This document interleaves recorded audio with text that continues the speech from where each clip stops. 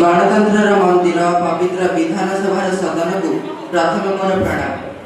वर्तमान आम समस्त सम्माननीय सभा बाचस्पति महोदय गृह प्रवेश कर गृहर मर्यादा एवं सम्मान को रक्षा करने आह्वान कर्तव्य।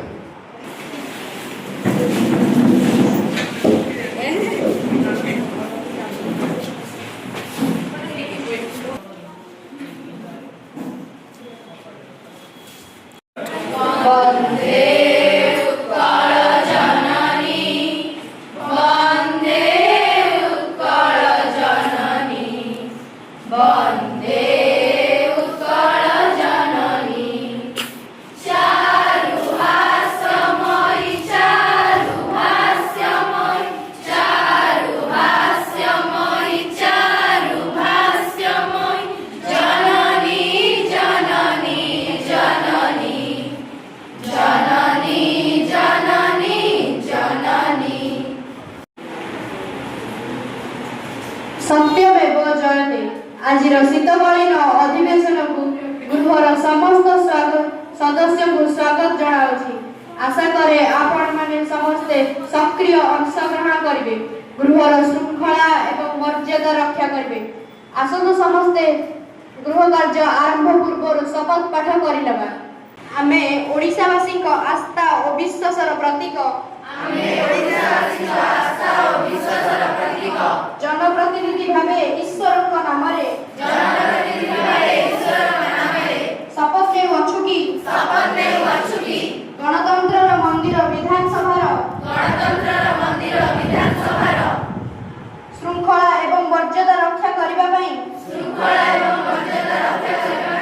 यथासाध्य चेष्टा करिबु। शीतकालीन अधिवेशन प्रश्नकाल आरंभ होगाकू जाउछि।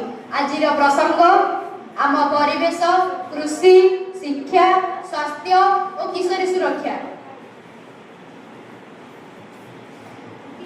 प्रथम प्रश्न माननीय विधायिका विश्ववंदिता प्रधानकर उपस्थापन करंतु। माननीय बाचस्पति महोदय अनुमोदन क्रमे मु आम राज्यर डबल इंजिन सरकार को प्रश्न करने को चाहूँगी आम परिवेश सुरक्षा उपरे। मान्यवर सरकार आपण उत्तम रूपे अवगत सभ्यतार आद्य ओंकार निनादित होइथिला वनभूमि आलोकर पहली स्पर्श को मनुष्य उपलब्धि करिथिला घंच अरण्य मध्यरे। मात्र दुख और परितापर विषय विकास नाम गछ पर गछ कटा चली, जंगल पर जंगल ध्वंस पाउछि, तापमात्रा वृद्धि असह्य हेलाଣି, वन्य जीवजंतु गाँव और सहर अभिमुखी हेले। तेबे सरकार जवाब देवे कि परिवेश सुरक्षा पाई केउ सब पदक्षेप ग्रहण करिसथि? उत्तर प्रदान करंतु विभागीय मंत्री महोदय। माननीय बाचस्पति महोदय निर्देशन में परिवेश सुरक्षा पर पचरा जाइଥିବା प्रश्न गुड़िकर यथार्थ उत्तर देवाक चेष्टा करिबे। आजिर शिक्षार्थी देशर भविष्यत नागरिक, देशर कर्णधार। जो देशर शिक्षार्थी जेते सचेतन से देश सेते उन्नत, सेते विकसित। छात्र समाज को सचेतन करने विद्यालय मानकरे इकोगुण गठन करा जाउछि, भाषण चित्रांकन प्रतियोगिता करा जाउछि। मार्च 21 तारिख को वन दिवस, जून 5 तारिख को विश्व परिवेश दिवस रूपे पालन करा जाउछि। जुलाई प्रथम सप्ताह को वन महोत्सव भावे विद्यार्थी माने तथा वन विभाग अधिकारी माने मिलित भावे पालन करुछन्ति। वृक्षरोपण और जंगल सुरक्षा पाई सम्मानित व्यक्ति को प्रकृति मित्र एवं प्रकृति बंधु पुरस्कार प्रदान करा जाउछि। अहिंद प्राणी हाथी को सुरक्षा पाई चंदका अभयारण्य तथा पक्षी को सुरक्षा पाई चिलिका ह्रद को विहंग विहारर मान्यता प्रदान करा जाइछि।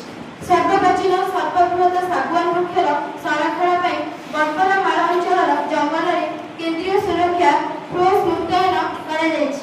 सर्वोपरि ग्राम जंगल सुरक्षा कमी गठन सहित सामाजिक वनीकरण पर गुरुत्व करा जाइछि। वर्तमान प्रश्न माननीय विधायिका समिष्ठा स्वयंकर। धन्यवाद सम्माननीय बाचस्पति महोदय, मते प्रश्न पचारिबा पाई अनुमोदन करिथिबारु। मोर प्रश्न, आम राज्य ओडिशा एक कृषि प्रधान राज्य। आम राज्यर शतकड़ा 90% लोकंकर जीविका होउछि कृषि। कृषक माने हेले आम राज्यर अर्थनीति और समृद्धिर मेरुदंड। तेबे सरकार जवाब देवे ଚାପଗ୍ରସ୍ତ ଓ ଋଣଗ୍ରସ୍ତ? ଉତ୍ତର ରଖନ୍ତୁ ବିଭାଗୀୟ ମନ୍ତ୍ରୀ ମହୋଦୟ। ଧନ୍ୟବାଦ ମ୍ୟାଡାମ। ସ୍ୱଳ୍ପ ସମୟ ହେଲା ଆମ ସରକାର ଆସିଛନ୍ତି, ତଥାପି କୃଷି ଓ କୃଷକ ଭାଇମାନଙ୍କୁ ଆମ ସରକାର ତାଙ୍କର ବିକାଶ ପାଇଁ ସହାୟତା ପ୍ରଦାନ କରୁଛନ୍ତି। ଯେପରିକି ସ୍ୱଳ୍ପ ସୁଧରେ ବ୍ୟାଙ୍କ ଓ ସମବାୟ ସଂସ୍ଥା ମାଧ୍ୟମରେ କୃଷି ଋଣ ପ୍ରଦାନ କରାଯାଉଛି।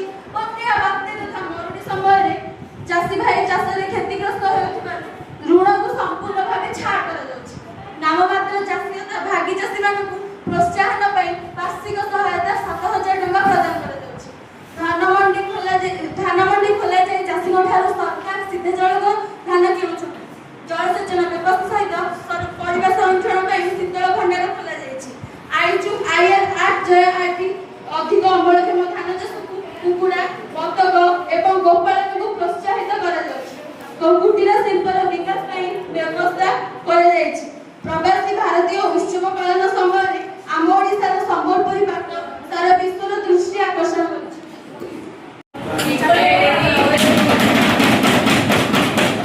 ବର୍ତ୍ତମାନ ଶୂନ୍ୟକାଳ ଘୋଷଣା କରାଗଲା।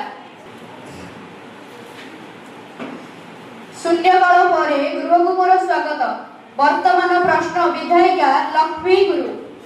ଧନ୍ୟବାଦ ମ୍ୟାଡାମ। ମୋର ପ୍ରଶ୍ନ, ବିଦ୍ୟାଳୟ ମାନଙ୍କରେ ଚାଇଲ୍ଡ ୱିଥ୍ ସ୍ପେଶାଲ ନିଡ୍ସ ଅର୍ଥାତ୍ CWSN ଛାତ୍ରଛାତ୍ରୀ ସୁବିଧା ଓ ବିକାଶ ପାଇଁ ସରକାର କେଉଁ ସବୁ ଯୋଜନା ନେଇଛନ୍ତି? ଉତ୍ତର ରଖନ୍ତୁ ମାନ୍ୟବର ଗଣଶିକ୍ଷା ମନ୍ତ୍ରୀ ମହୋଦୟ ନାରାୟଣ ସାହୁ। ମୋ ସରକାର ଜନକଲ୍ୟାଣକାରୀ ସରକାର। ସମାଜର ସବୁ ବର୍ଗର ଶିକ୍ଷାର୍ଥୀଙ୍କୁ ଉପଯୁକ୍ତ ସୁବିଧା ଯୋଗାଇବା ମୋ ସରକାରଙ୍କର ଲକ୍ଷ୍ୟ। ବର୍ତ୍ତମାନ CWSN ପିଲାଙ୍କ ପାଇଁ ସରକାର ଗ୍ରହଣ କରିଥିବା ପଦକ୍ଷେପମାନ ଉପସ୍ଥାପନ କରୁଛି। ସାଧାରଣ ଶିକ୍ଷାର୍ଥୀଙ୍କ ସହ ଏକାଠି CWSN ଶିକ୍ଷାର୍ଥୀ ଶିକ୍ଷଣ କାର୍ଯ୍ୟରେ ଅଂଶଗ୍ରହଣ କରିବାର ଅଧିକାର ପାଇଛନ୍ତି। ବିଦ୍ୟାଳୟରେ ର୍ୟାମ୍ପ ବ୍ୟବସ୍ଥା ହୋଇଛି। PWD ଆକ୍ଟ 1995 ଅନୁଯାୟୀ ବାଣୀଶ୍ରୀ ସ୍କଲାରସିପ୍ 4,000 ରୁ 5,000 ମଧ୍ୟରେ ପ୍ରଦାନ କରାଯାଉଛି। ଏସ୍କୋର୍ଟ ତଥା ଟ୍ରାନ୍ସପୋର୍ଟ ବ୍ୟବସ୍ଥା କାର୍ଯ୍ୟକାରୀ ହେଉଛି। ଗାର୍ଲସ ଷ୍ଟିପେଣ୍ଡ 2,000 ମଧ୍ୟରେ ଯୋଗାଇ ଦିଆଯାଉଛି। ଧନ୍ୟବାଦ।